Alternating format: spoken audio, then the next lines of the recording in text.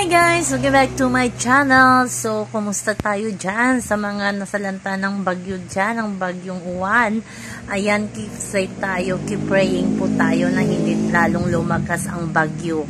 Lalo na sa mga Catanduanes, Bicol region. Ayan guys, so ngayon nga ay nasa hiraman stage na ang Lil Kin. Si Lela 4 at si Joaquin RC, diba? So maraming mga fans, lalo ng Lil Kin fandom, nakasaksi kung paano hiramin ni Lela or hiniram ni Lela ang jacket ni Joaquin or pinasuot ni Joaquin ang jacket niya kay Lela. Siguro parang giniginaw si Lela sa confession room, hinubad yan ni Joaquin at pinasuot. So, masayang-masaya na naman ang ating mga Lil Kin lovers dyan kasi ang daming ayuda nilang dalawa. Nasa selusan, ngayon nasa hiraman stage na ang Lil Kin. So, saan ang next? O, diba? Masayang-masaya tayo. At in fairness, kilig na kilig ang tatay ni Joaquin RC na si Neil RC na asawa ni Angel Locsin sa tambalang Lela at Joaquin. O, diba? Ang ganda, ang galing.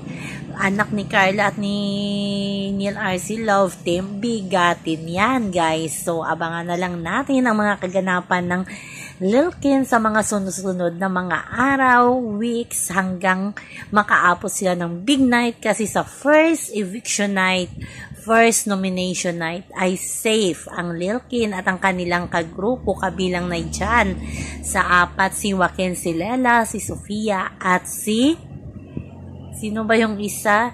Si Vinson, di ba? Ang galing din ng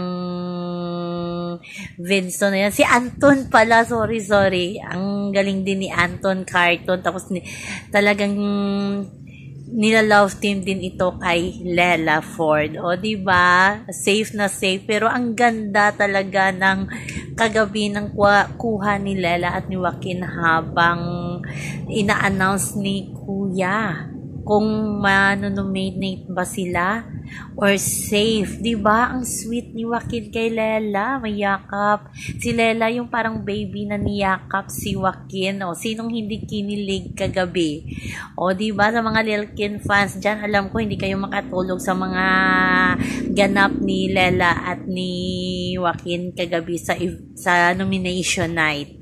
Diba? So, yan lang po guys ang ating update. So, more update of Lela and Joaquin kasi marami ng casual viewers ang nagla-like sa kanilang dalawa sa PBB. Walang toxic. So, please like, share, and subscribe my channel para ma-update kayo sa mga bago kong uploads. Again, guys, keep safe tayo sa bagyong Uwan. Sa mga nasalanta, keep praying.